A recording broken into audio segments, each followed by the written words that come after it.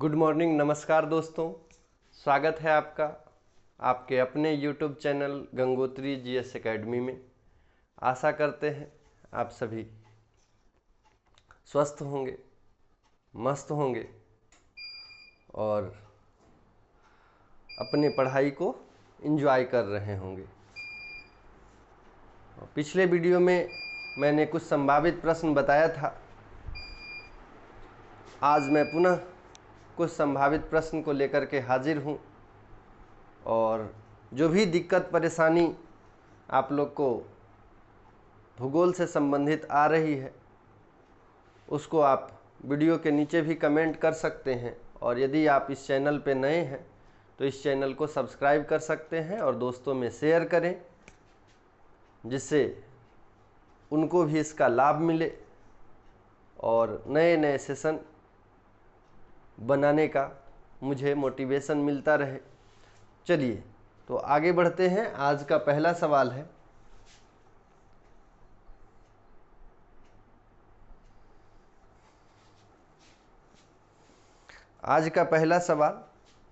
निम्नलिखित में से कौन सी नदी पंजाब से होकर बहती है? आपको बताना है, ठीक है, आप लोग को बताना है कि कौन सी नदी पंजाब से होकर बहती है। ऑप्शन है आपके पास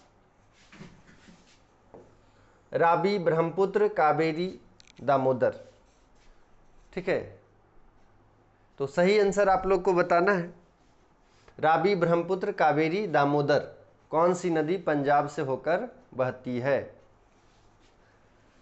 ठीक है, तो इसका सही आंसर होगा रावी।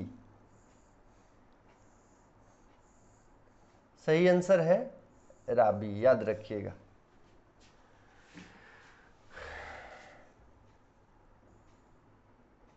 चलिए देखिए, कभी कभी पंच नदी से भी सवाल पूछा जाता है। पंच नद, तो सिंधु, झेलम, चेनाब, रावी, सतलज,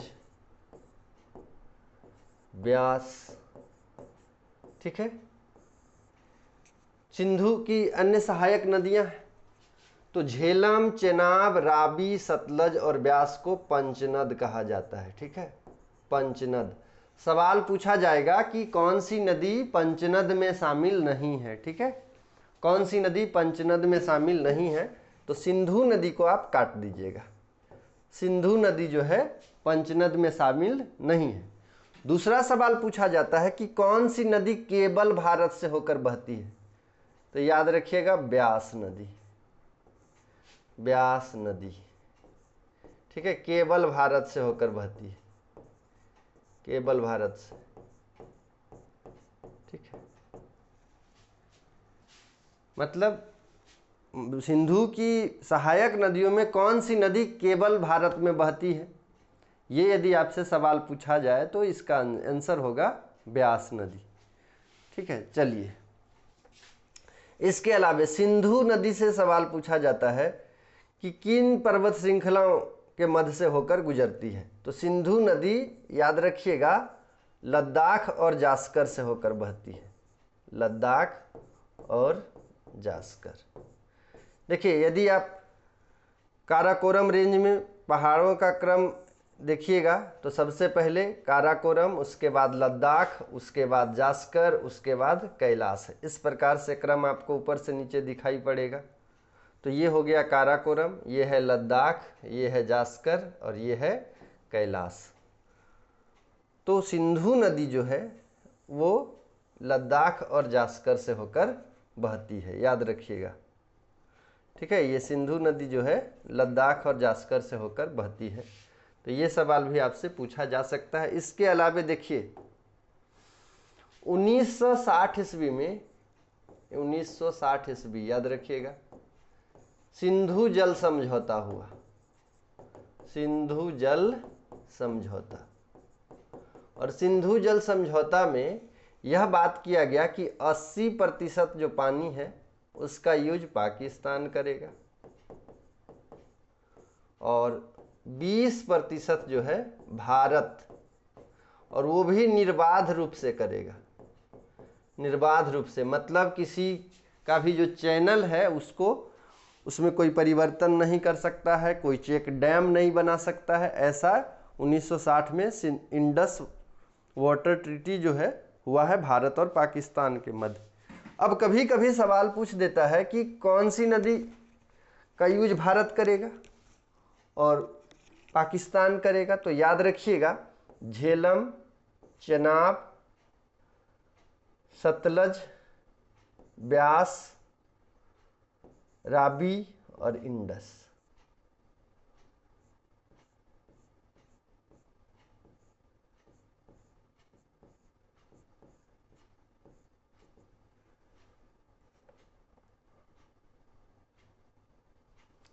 झेलम, चेनाब,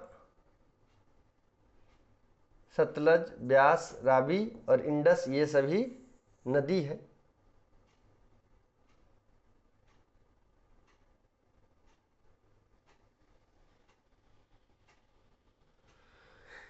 इसमें ये याद रखिएगा सबरी, इसका यूज जो है भारत करेगा।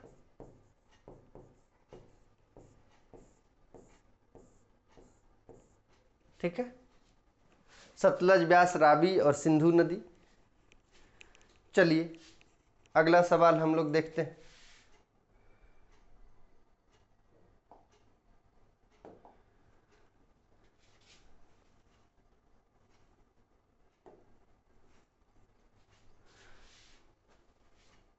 निम्नलिखित में से किस प्रकार की कृषि में खट्टे फलों की खेती बहुत महत्वपूर्ण है?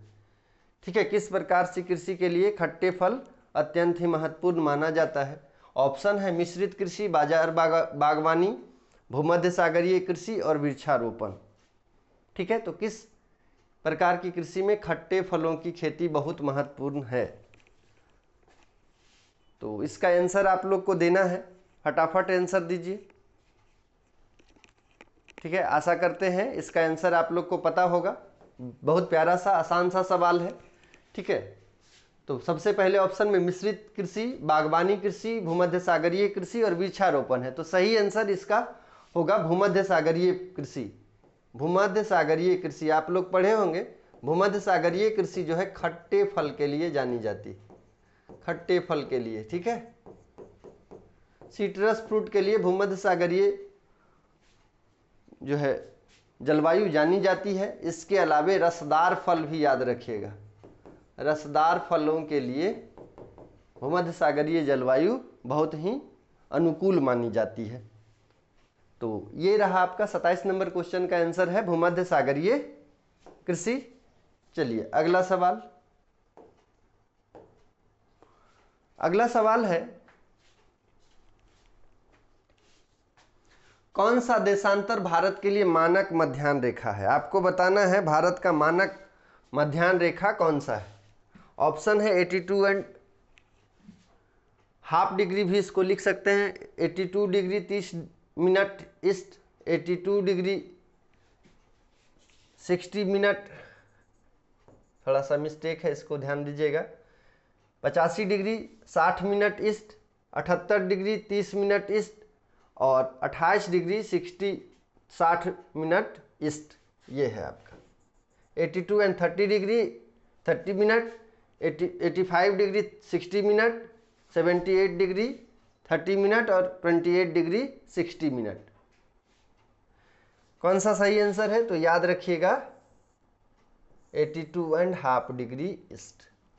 ठीक है, इसी को भारतीय मानक समय माना गया है, भारतीय मानक समय। अब ये आपको जानना है कि भारतीय मानक समय इसी को क्यों माना गया है। ठीक है, भारतीय मानक समय इसी को क्यों माना गया है? देखिए, भारत का जो देशांतरीय विस्तार की बात करते हैं 68 डिग्री से लेकर के 97 डिग्री तक। ठीक है, और मानक समय के लिए बीचों बीच से गुजरने वाली जो देशांतर रेखा है उसी को माना जाता है।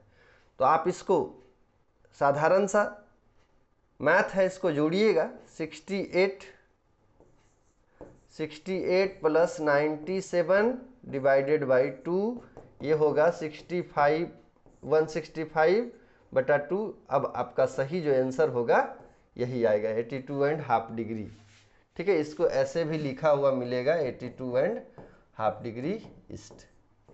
अब यहाँ पे ये भी सवाल पूछा जाता है कि 82.5 डिग्री यानी भारतीय मानक समय कहाँ से होकर गुजरता है। तो याद रखिएगा, भारतीय मानक समय मिर्जापुर से होकर गुजरता है, मिर्जापुर।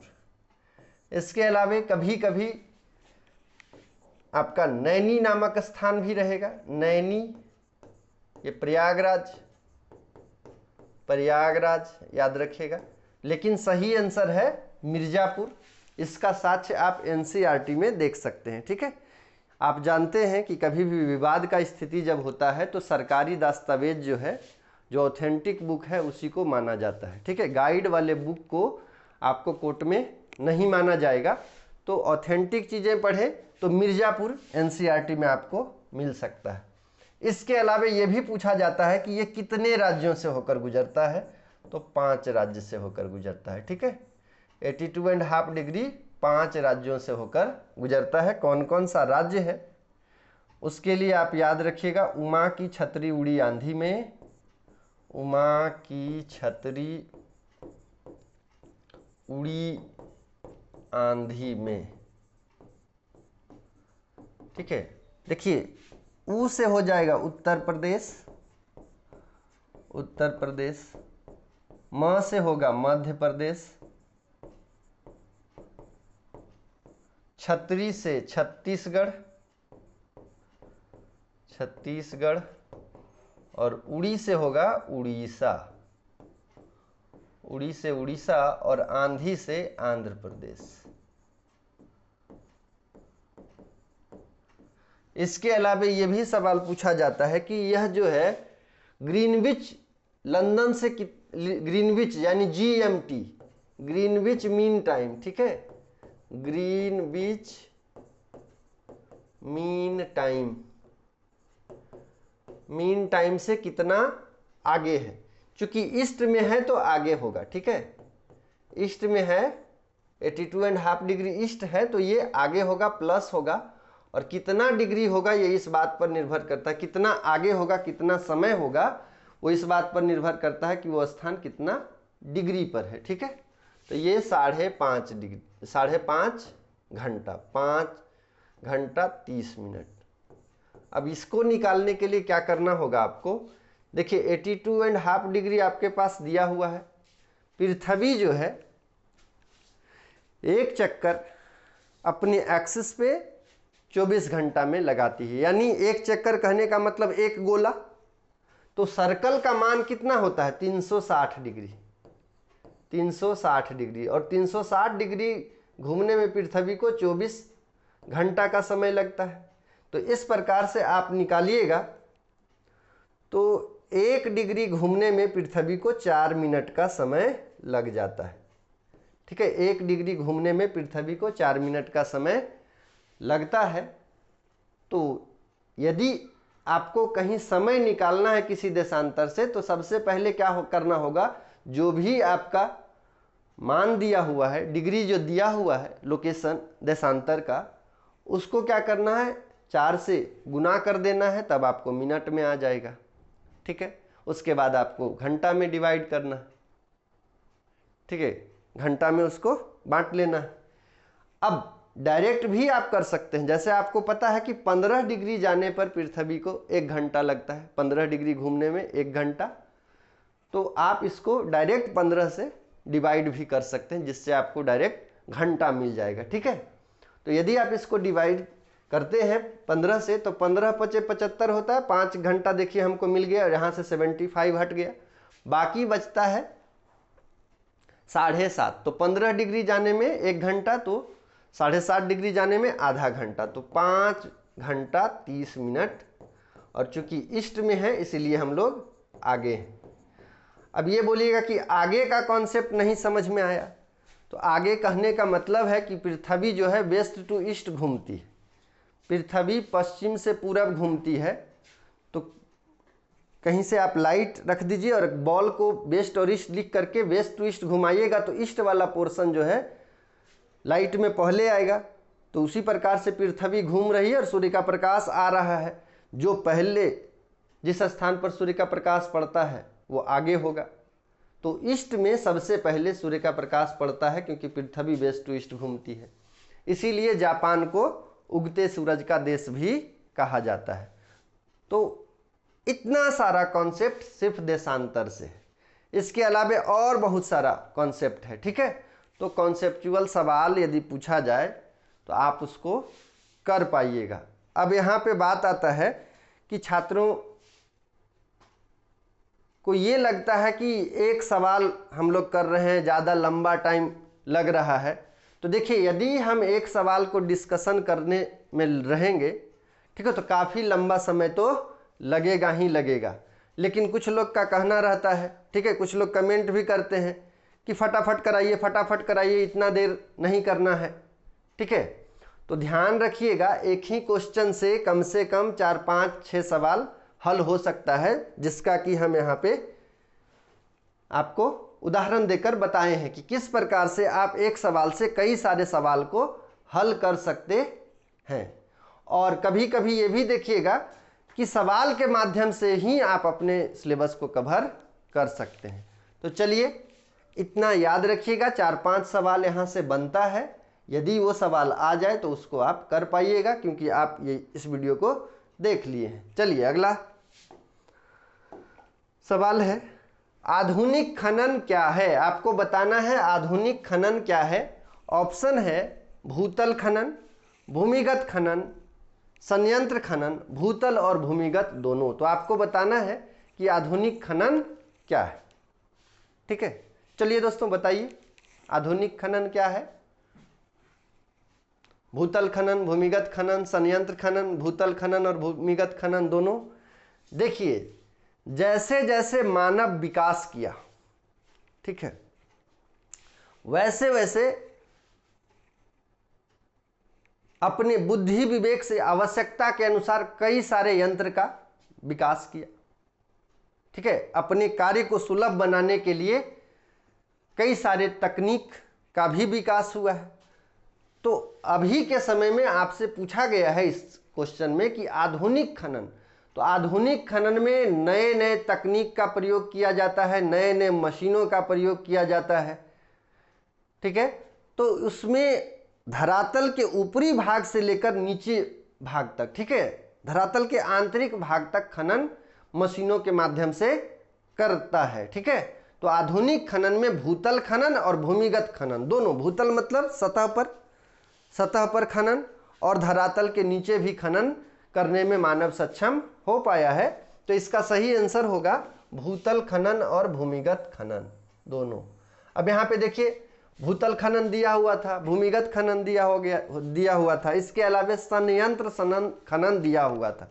तो ऐसा नहीं है सिर्फ संयंत्र की सहायता से ही खनन करते हैं, अभी भी रैट माइनिंग भी होता है। नॉर्थ ईस्ट के क्षेत्रों में होल बना दिया जाता है, जिसको रैट माइनिंग बोलते हैं, होल बना दिया जाता है, वो इलीगल माइनिंग है। इसके अलावा जहाँ कोयला, झारखंड में जिस क्षेत्र में कोयला पाया जाता है, धनबाद, बोकारो, झरिया, ठीक है, इन भागों में भी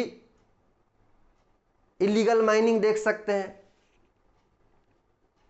तो याद रखिएगा, सिर्फ संयंत्र खनन नहीं होता है।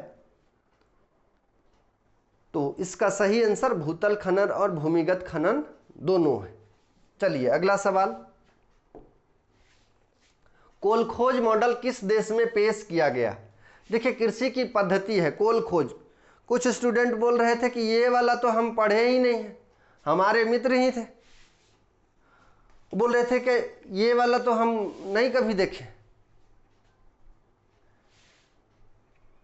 कोल खोज मॉडल किस देश में पेश किया गया है? ठीक है, कोल खोज जो है कृषि से संबंधित है, यहां पे ये बात ध्यान दीजिएगा, ठीक है, सामूहिक कृषि से संबंधित है। और किस देश में यह पेश किया गया है? ऑप्शन है आपके पास सोवियत संघ, संयुक्त राज्य अमेरिका, यूएई और चीन। तो इसका सही आंसर होगा सोवियत संघ। सही जो है वो सोवियत संघ है। अलग अलग कृषि की प्रणाली आप लोग पढ़े होंगे, जीवन निर्वाह कृषि, कर्तन एवं दहन कृषि, श्लेषण बर्न एग्रीकल्चर, स्थानांतरित कृषि, गहन जीवन निर्वाह कृषि। ठीक है, तो कृषि को प्राथमिक क्रियाकलाप में शामिल किया जाता है, ये भी आपको याद रखना है। कभी कभी ये भी सवाल पूछता है कि कौन सा प्राथमिक क्रियाकलाप है, हो सकता है आगे ये क्वेश्चन हो भी। अगला सवाल है कि पहाड़ी ढलानों पर किस प्रकार की खेती की जाती है। देखिए, पहाड़ों की ढलानों पर उगाने के लिए निम्नलिखित में से, पहाड़ों की ढलानों पर उगाने के लिए निम्नलिखित में से किस वृक्षारोपण का उपयोग किया जाता है। आपको बताना है कि पहाड़ी ढलानों पर किस वृक्षारोपण का उपयोग किया जाता है। ऑप्शन है आपके पास रबर बागान, कोकोआ बागान, चाय बागान और केला बागान। तो इसका सही आंसर होगा चाय बागान। सही आंसर होगा चाय बागान। चाय बागान, चाय के बारे में आप लोग जानते हैं, पहाड़ी ढलानों पर इसकी खेती होती है। पहाड़ी ढलानों पर ही चाय की खेती होती है। भारत में असम जो है महत्वपूर्ण उत्पादक माना जाता है। ठीक है, असम जो है महत्वपूर्ण उत्पादक माना जाता है चाय का। चलिए, इसके अलावे बागाती कृषि भी आप लोग पढ़े हैं। बागाती कृषि, प्लांटेशन एग्रीकल्चर, तो ये सभी जो है प्लांटेशन एग्रीकल्चर का उदाहरण है। ठीक है, रबर हो गया, कोकोआ बागान कहने का मतलब है, ठीक है, तो ये हो गया कॉफ़ी, कोकोआ का मतलब कॉफ़ी। इसके अलावे चाय बागान आप लोग जानते हैं, केला बागान, केला का पौधा जो लगाया जाता है उसको बागान कहते हैं, तो केला बागान, ये सभी बागाती कृषि है।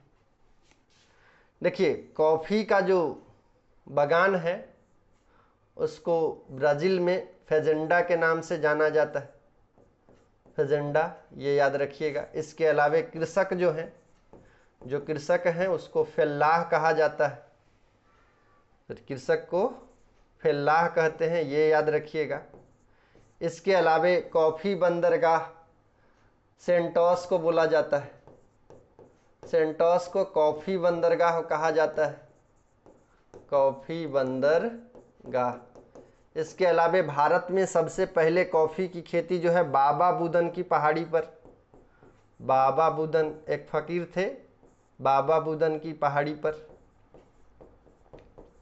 लगाया गया था। बाबा बुदन फकीर के द्वारा ही लाया गया था इथोपिया से इसको। ठीक है, इथोपिया से लाया गया था कॉफ़ी को और बाबा बुदन की पहाड़ी पर लगाया गया था। बाबा बुदन कहाँ है, तो ये कर्नाटक में है, बाबा बुदन कर्नाटक में है। और बाबा बुदन जो है लौह अयस्क के लिए जाना जाता है, लौह अयस्क। ठीक है, ये याद रखना है।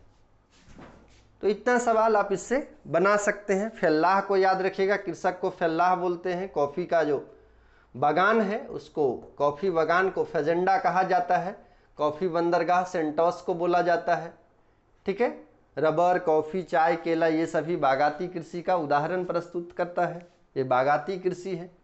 चलिए, अगला सवाल, निम्नलिखित में कौन सा कथन सत्य है। आपको सत्य कथन बताना है, उसको छांट लेना है। ठीक है, वनस्पति को आम तौर पर आग से साफ किया जाता है और राख मिट्टी की उर्वरता बढ़ाती है।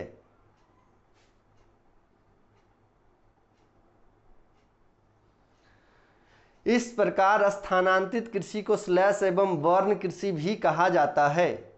तीसरा है, फलों, बागानों और बगीचों को प्राकृतिक वनस्पति माना जाता है।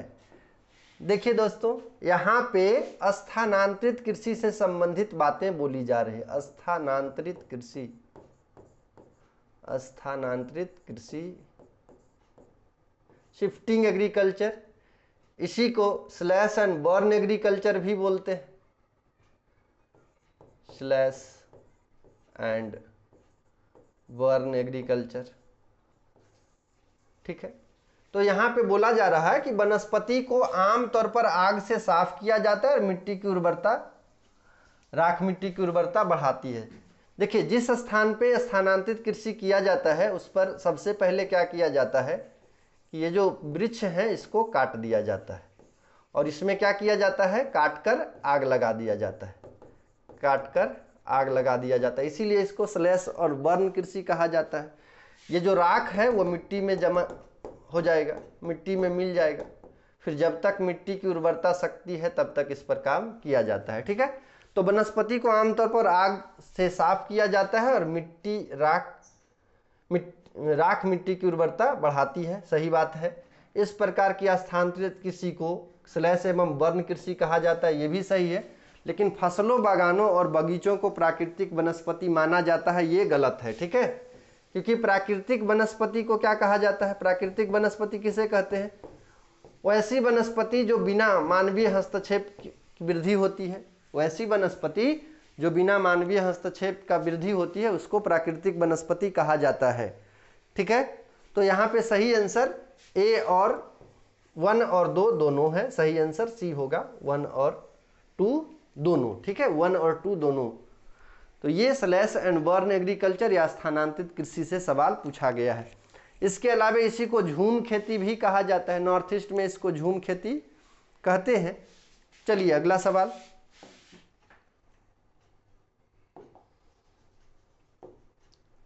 निम्नलिखित में से कौन सा उष्णकटिबंधीय अफ्रीका में सबसे महत्वपूर्ण पशुधन है? आपको बताना है कि कौन सा उष्णकटिबंधीय अफ्रीका में महत्वपूर्ण पशुधन है।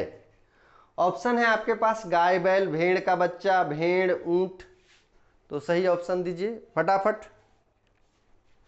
इस आंसर को सभी को देना है। ठीक है, किसी का भी गलत नहीं होना चाहिए, यह आंसर किसी का गलत नहीं होना चाहिए। उष्णकटिबंधीय अफ्रीका, अब देखिए उष्णकटिबंधीय क्षेत्र बोला गया, अब उष्णकटिबंधीय में अफ्रीका हो या भारत हो या अन्य कोई देश, ठीक है, वहाँ की जो मौसमी दशाएं हैं, वहाँ की जो भौगोलिक दशाएं हैं, वहाँ की जलवायविक दशाएं जो है वो समान होती है।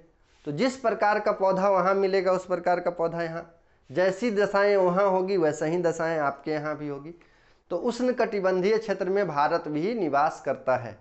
तो आप बताइए कि भारत में महत्वपूर्ण पशुधन कौन सा है? भारत में महत्वपूर्ण पशुधन कौन सा है? तो इसका आंसर आप लोग को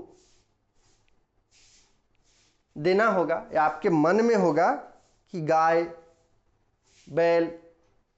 ठीक है, तो यहाँ पर इसको ध्यान में रखना है, उष्णकटिबंधीय, बाकी अफ्रीका डाले या कोई और देश का नाम। तो उष्णकटिबंधीय अफ्रीका में सबसे महत्वपूर्ण पशुधन गाय बैल है। ठीक है, गाय बैल है। इसके अलावा ऊंट तो आपको पता है मरुस्थल का जहाज बोला जाता है, मरुस्थल का जहाज। भेड़ और भेड़ का बच्चा तो सेम ही है, ये शीतोष्ण कटिबंधीय क्षेत्र में, शीतोष्ण कटिबंधीय क्षेत्र में पाला जाता है, इससे ऊन भी निकाला जाता है। ठीक है, इसके अलावा मांस के लिए भी इसको पाला जाता है, मीट का व्यापार भी होता है। तो याद रखिएगा उष्णकटिबंधीय प्रदेश में महत्वपूर्ण पशुधन गाय और बैल है। चलिए अगला सवाल। निम्नलिखित में से किस प्रकार की खेती यूरोपीय उपनिवेशवादियों द्वारा विकसित की गई? तो आपको बताना है कि किस प्रकार की खेती यूरोपीय उपनिवेशवादियों द्वारा विकसित की गई थी। ऑप्शन है अंगूर की खेती, वृक्षारोपण कृषि, कोलखोज कृषि और फूलों की खेती। तो इसका सही आंसर होगा वृक्षारोपण कृषि, वृक्षारोपण कृषि। देखिए पहले जो अंग्रेज हैं, ब्रिटिशर्स जो हैं, वो व्यापार के दृष्टिकोण से ही आए थे, व्यापार के लिए आए थे। ठीक है, और जिन चीजों का व्यापार करते थे, ठीक है, उसका कच्चा माल जो होता था वो सोचते थे कि जो उपनिवेश है, उपनिवेश उसी से प्राप्त करें। ठीक है, उपनिवेश से ही प्राप्त करें। भारत की जहां तक बात करें तो भारत भी ब्रिटिश का उपनिवेश था। और यहां पे आप लोग देखे होंगे कि नील की खेती करने के लिए जोर दिया जाता था, नील की खेती, है ना। फिर चाइना वगैरह में अफीम की खेती भी करवाया जाता था। तो ये जो यूरोपीय उपनिवेशवादियों के द्वारा वृक्षारोपण कृषि पर ध्यान दिया गया, ठीक है, तो वृक्षारोपण याद रखिएगा। इसके अलावा एक उदाहरण हम नील का दिए, इसके अलावा चाय के बारे में भी, चाय भी दूसरे जगह से ही आया है। इसके अलावा कॉफ़ी को भी दूसरे जगह से, इथोपिया से लाया गया। तो इस प्रकार से इसका आंसर होगा वृक्षारोपण कृषि। वृक्षारोपण कृषि आपके सिलेबस में भी है, ध्यान दीजिएगा। तो यूरोप उपनिवेशवादियों द्वारा विकसित की गई खेती वृक्षारोपण कृषि है। चलिए अगला सवाल, किस प्रकार के उद्योग अन्य उद्योगों के लिए कच्चे माल का उत्पादन करता है? आपको बताना है कि कौन सा उद्योग है जो अन्य उद्योगों के लिए कच्चा माल का उत्पादन करता है, ठीक है, का प्रोडक्शन करता है। ऑप्शन है लघु उद्योग, मिश्रित उद्योग, बुनियादी उद्योग, ठीक है, बुनियादी उद्योग और उद्योग, ठीक है। तो इसका सही आंसर होगा बुनियादी उद्योग, बेस इंडस्ट्री, ठीक है, बुनियादी उद्योग। तो किस प्रकार के उद्योग अन्य उद्योगों के लिए कच्चे माल का उत्पादन करते हैं? तो बुनियादी उद्योग, आधारभूत उद्योग जिसको बोलते हैं, और लोहा को आधारभूत उद्योग माना जाता है, ठीक है। लोहा जो है, लोहा को आधारभूत उद्योग, लोहा एक आधारभूत उद्योग है, उद्योग है, ठीक है। लोहा को आधारभूत उद्योग क्यों माना जाता है? क्योंकि लोहा जो है अन्य उद्योगों के लिए टूल्स का निर्माण करता है, ठीक है, अन्य उद्योगों के लिए टूल्स का निर्माण करता है, तो इसको एक आधारभूत उद्योग माना जाता है। चलिए, तो किस प्रकार के उद्योग अन्य उद्योगों के लिए कच्चा माल का उत्पादन करते हैं? तो बुनियादी उद्योग या आधारभूत उद्योग। चलिए अगला सवाल,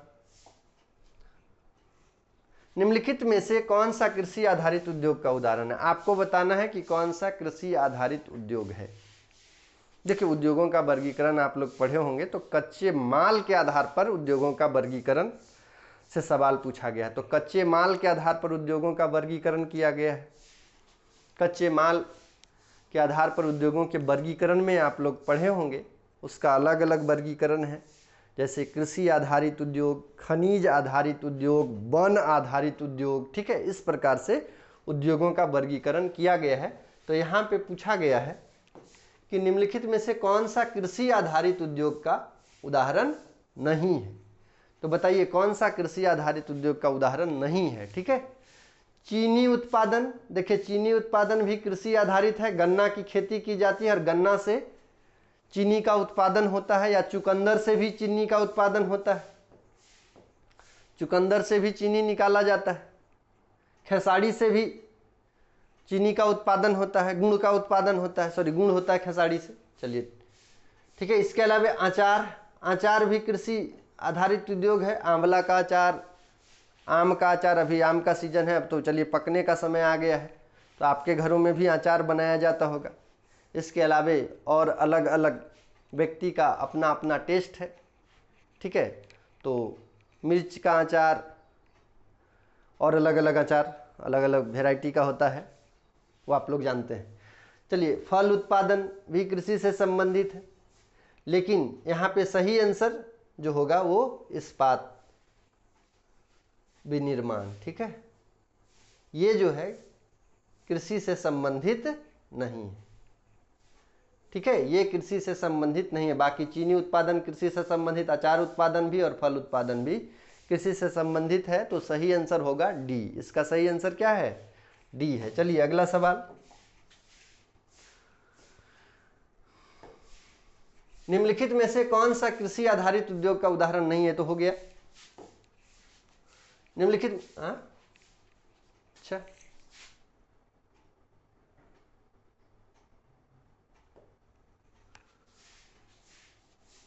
आइए, कांगड़ा और कुल्लू घाटी भारत के निम्नलिखित में से किस राज्य में स्थित है? आपको बताना है कांगड़ा और कुल्लू घाटी भारत के निम्नलिखित में से किस राज्य में स्थित है। ठीक है, ऑप्शन है आपके पास जम्मू और कश्मीर, अरुणाचल प्रदेश, हिमाचल प्रदेश। देखिए, हिमालय के वर्गीकरण की जहां तक बात करें तो दो प्रकार का वर्गीकरण किया जाता है। सबसे पहला है भौगोलिक वर्गीकरण, हिमालय का भौगोलिक वर्गीकरण, भौगोलिक वर्गीकरण, ठीक है, जिसमें आपका ट्रांस हिमालय, बृहद हिमालय, लघु हिमालय, शिवालिक आता है। ट्रांस हिमालय को ही तिब्बत हिमालय कहा जाता है, ट्रांस हिमालय को ही तेथिस हिमालय कहा जाता है, बृहद हिमालय को महान हिमालय कहते हैं, आंतरिक हिमालय कहा जाता है, हिमाद्री कहा जाता है। इसके अलावा लघु हिमालय को मध्य हिमालय भी कहते हैं। ठीक है, इसके अलावा शिवालिक बाह्य हिमालय कहलाता है, उप हिमालय कहलाता है, नवीनतम भाग है। तो ये भौगोलिक वर्गीकरण है। इसके अलावा दूसरा जो वर्गीकरण होता है वो है प्रादेशिक वर्गीकरण। प्रादेशिक वर्गीकरण, कभी कभी सवाल पूछेगा प्रादेशिक वर्गीकरण किसके द्वारा प्रस्तुत किया गया? तो जीएस बुर्राड के द्वारा, बुर्राड, जीएस बुर्राड के द्वारा प्रादेशिक वर्गीकरण किया गया। इसमें आप लोग पढ़े होंगे पंजाब हिमालय, इसी को बोला जाता है कश्मीर हिमालय, कुमायूं हिमालय, नेपाल हिमालय और असम हिमालय। ठीक है, असम हिमालय। ठीक है, तो इस प्रकार से प्रादेशिक वर्गीकरण हिमालय का किया गया है। तो आपको बताना है कि कांगड़ा और कुल्लू घाटी भारत के निम्नलिखित में से किस राज्य में है? तो सही आंसर आपका इसका है बी, हिमाचल प्रदेश। सही आंसर है हिमाचल प्रदेश। कुल्लू और कांगड़ा, ये तो आसान सा सवाल है, आप लोग कर सकते हैं। कुल्लू कहाँ पे? हिमाचल प्रदेश में, सीरियल वगैरह में भी देखे होंगे या न्यूज में भी देखे होंगे। कुल्लू और कांगड़ा घाटी, आसान सा सवाल था ये, लेकिन यहाँ से 2-3 सवाल बनेगा, इसको ध्यान रखिएगा। तो आपको सिलेबस जो है आपके दिमाग में पूरा होना चाहिए कि कहाँ से कौन सा सवाल पूछा जा रहा है। इसके अलावा निम्नलिखित में से कौन सा गैर आधारभूत उद्योग का उदाहरण है? आपको गैर आधारभूत उद्योग का उदाहरण बताना है। गैर आधारभूत उद्योग कौन सा है? ऑप्शन है बिस्किट, साबुन, प्रसाधन का सामान और हाथी दांत। ठीक है, आधारभूत उद्योग तो ये है, देखिए, बिस्कुट, सामान, साबुन, प्रसाधन का सामान, ये सभी आधारभूत उद्योग है। आपको बताना है गैर आधारभूत उद्योग, तो सही आंसर होगा हाथी दांत। गैर आधारभूत उद्योग, तो इसका सही आंसर है हाथी दांत। चलिए अगला सवाल,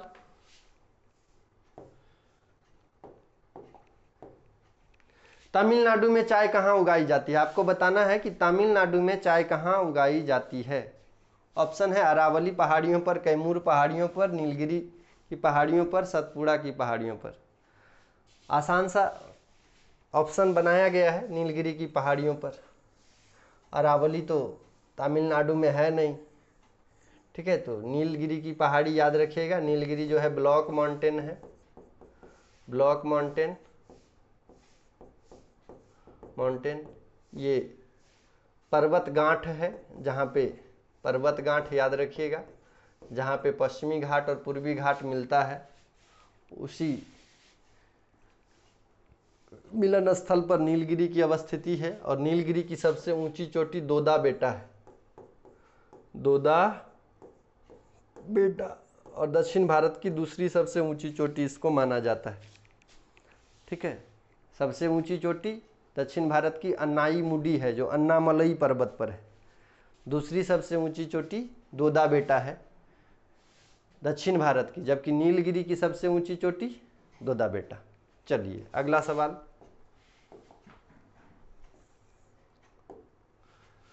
वन आधारित उद्योग का उदाहरण क्या है?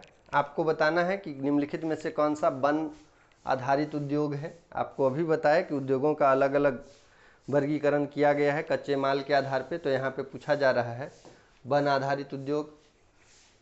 ऑप्शन में है चमड़ा, ऊन, लकड़ी, रबड़। तो याद रखिएगा लकड़ी वन आधारित उद्योग है। देख लेते हैं, हाँ सही, लकड़ी जो है वन आधारित उद्योग है।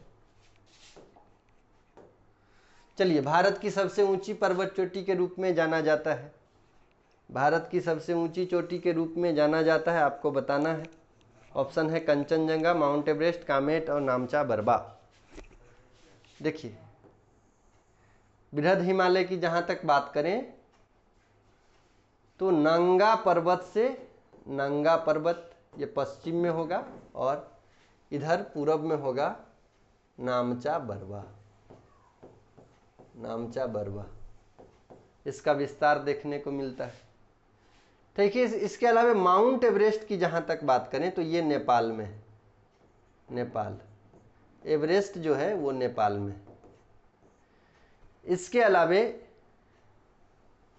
नामचा बरवा तो आपको बता दिए।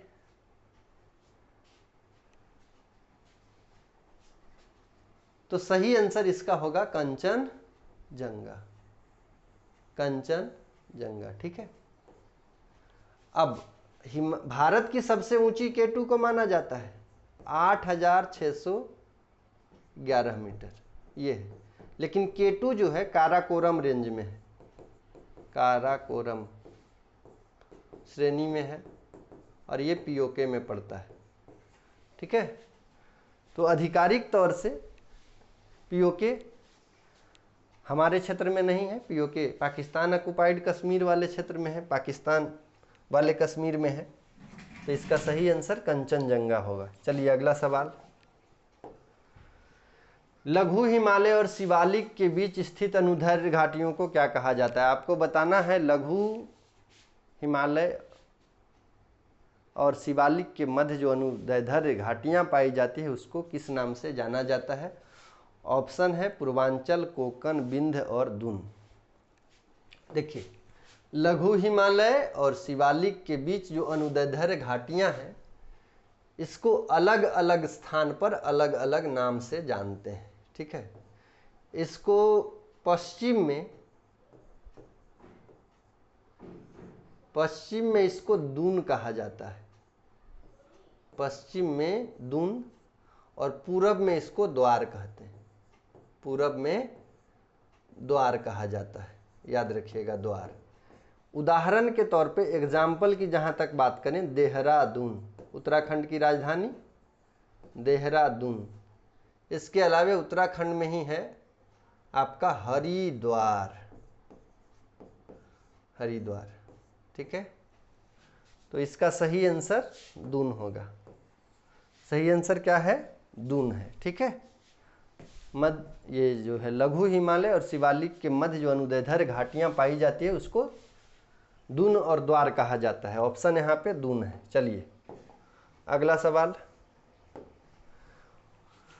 मानव भूगोल अशांत मनुष्य और अस्थिर पृथ्वी के बीच बदलते संबंधों का अध्ययन है, इस कथन को परिभाषित किया है। देखिए, मानव भूगोल से सवाल पूछा गया है और भूगोल से संबंधित सवाल जो बेसिक सवाल है ना, उसकी प्रकृति, भूगोल का विषय क्षेत्र, ये सब भी आपके लिए इम्पोर्टेंट हो जाता है, महत्वपूर्ण हो जाता है, भले वो सिलेबस में आपका हो या ना हो। सिलेबस में होने या ना होने से कोई मतलब नहीं है। भूगोल के बारे में एक ठीक ठाक अवधारणा जो है आपके पास होनी चाहिए। ठीक है, कुछ सिद्धांत आपको पता होना चाहिए, जैसे नवनिश्चयवाद, संभववाद, निश्चयवाद। ठीक है, तो ये सभी कुछ बेसिक चीज़ें हैं जो आपको पता होना चाहिए। यहाँ पे आपसे मानव भूगोल के परिभाषा से सवाल पूछा गया है कि मानव भूगोल अशांत मनुष्य और अस्थिर पृथ्वी के बीच बदलते संबंधों का अध्ययन है, इस कथन को परिभाषित कीजिए। ऑप्शन है Ellen C Semple, Ratzel, Vidal de Lablache, Hunter Biden. इसका सही आंसर होगा Ellen C Semple. Ellen C Semple, Ellen Churchill Semple के द्वारा ये परिभाषा दिया गया है। ठीक है। विडाल डी लाब्लास जो है संभववाद के संस्थापक, संभववाद याद रखिएगा, संभववाद, और फ्रांस में भूगोल में महत्वपूर्ण योगदान, भूगोल के स्थापना में ब्लास ने महत्वपूर्ण योगदान दिया है। रेटजेल के बारे में आप लोग जानते हैं, फ्रेडरिक रेटजेल मानव भूगोल के जनक माने जाते हैं, मानव भूगोल के जनक, और इनके द्वारा लेवेंस राम नामक सिद्धांत दिया गया था। और ये जो है राज्य एक जीव की तरह है बताते हैं, राज्य एक जीव है, या तो वह फैलेगा, उसका अस्तित्व है फैलना, या वो नष्ट हो जाएगा। ठीक है, किसी और में समाहित हो जाएगा। ठीक है, तो ये याद रखिएगा। इसका सही आंसर 45 नंबर क्वेश्चन का एलन सी सैंपल होगा। ठीक है, बाकी रेटजेल के बारे में भी आपको बता दिए। चलिए अगला सवाल, खासी पहाड़ियों की दक्षिणी श्रृंखला के किस क्षेत्र में दुनिया में सबसे अधिक औसत वर्षा होती है? देखिए, सिर्फ दिग्भ्रमित करने का प्रयास किया गया है।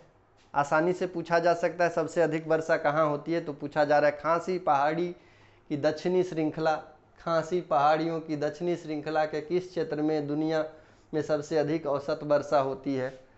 साधारण सा सवाल है, मासिनराम याद रखिएगा, मासिनराम। मेघालय का पठार आप लोग जानते होंगे, मेघालय का पठार, इसी को शिलोंग का पठार कहते हैं। यहाँ पे पहाड़ियों का क्रम है गारो, खासी, जयंतियाँ, मिकिर, ये सभी जनजातियों के नाम पर नाम रखा गया है। यहाँ पे अलग अलग प्रकार की जनजातियाँ पाई जाती है। ठीक है, तो खासी जनजाति, ठीक है, खासी की पहाड़ी जो है में पाई जाती है, और खासी की पहाड़ियों में ही मासिनराम है, मासिनराम जो सबसे अधिक वर्षा प्राप्त करता है। चलिए अगला सवाल,